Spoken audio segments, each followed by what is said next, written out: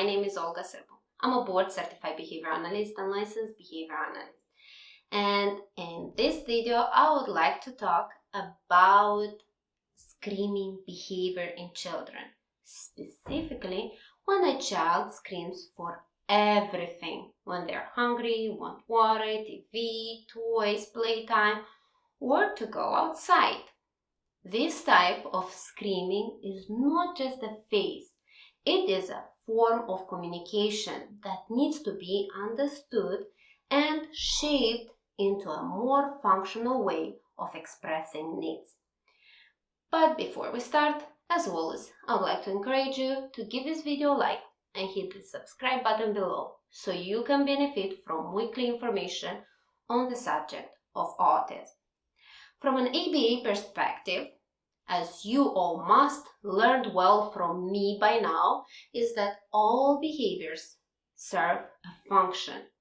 But in the case that a child is screaming for all their wants and needs, it is a strong indicator that the child have not yet developed appropriate communication skills, or that previous screaming has been unintentionally reinforced.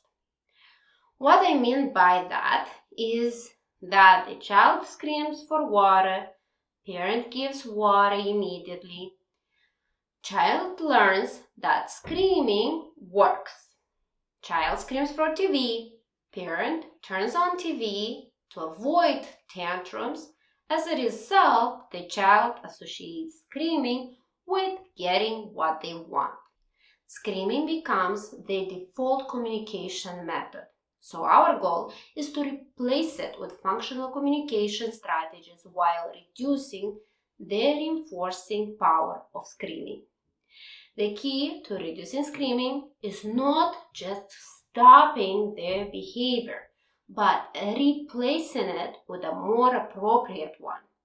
Since screaming is a way for the child to communicate, we need to teach them a better way to request what they want.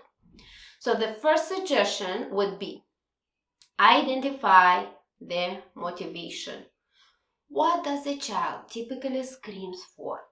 Food, TV, or play? Second suggestion is to choose an alternative communication method. If the child can speak, teach simple words or short phrases such as water, yes, no, TV, please, and so on. If the child is nonverbal or has limited speech, use sign gestures such as help, all done, more, open, or picture exchange. For children with device, augmentative and alternative communication system can be as well introduced. The third suggestion is to model and prompt the desired communication.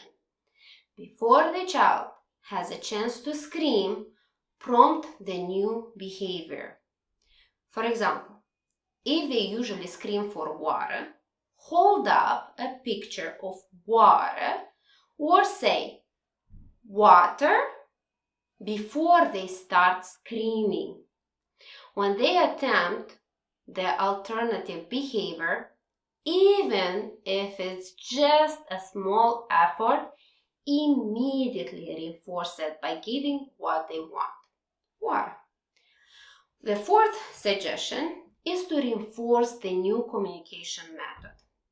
If a child uses words, signs, or gesture instead of screaming, give them the iron right away. But if they scream, wait for a pause and then prompt the alternative communication. For example, child usually screams for a toy. Instead, you prompt them by saying, say toy, point to it, or give you the picture of it. After the attempt, you'll immediately give the toy. This way, we are teaching the child that using appropriate communication is more effective than screaming. If a child has learned that screaming gets results, we need to stop reinforcing the screaming while reinforcing appropriate communication. Meaning that you, the therapist, parent, or caretaker, will not respond to the scream.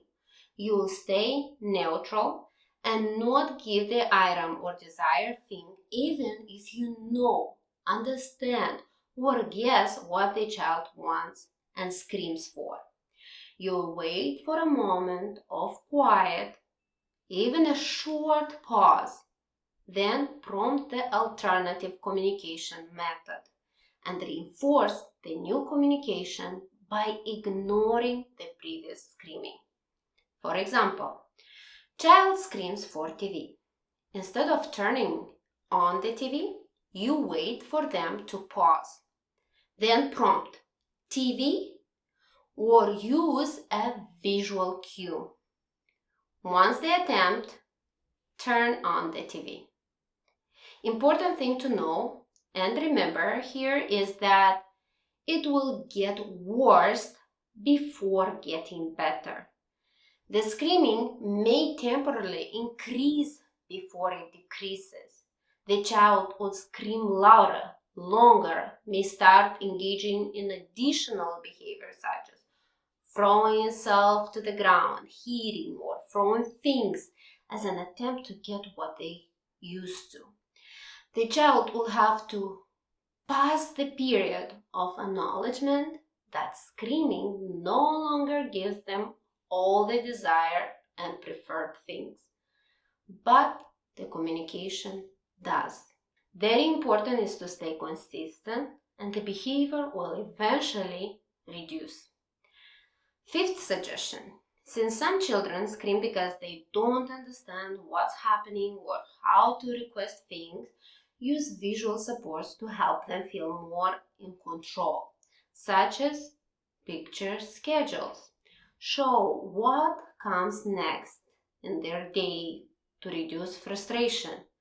First the board, first book, then trampoline, a reward. Choice boards allow the child to point to a picture instead of screaming.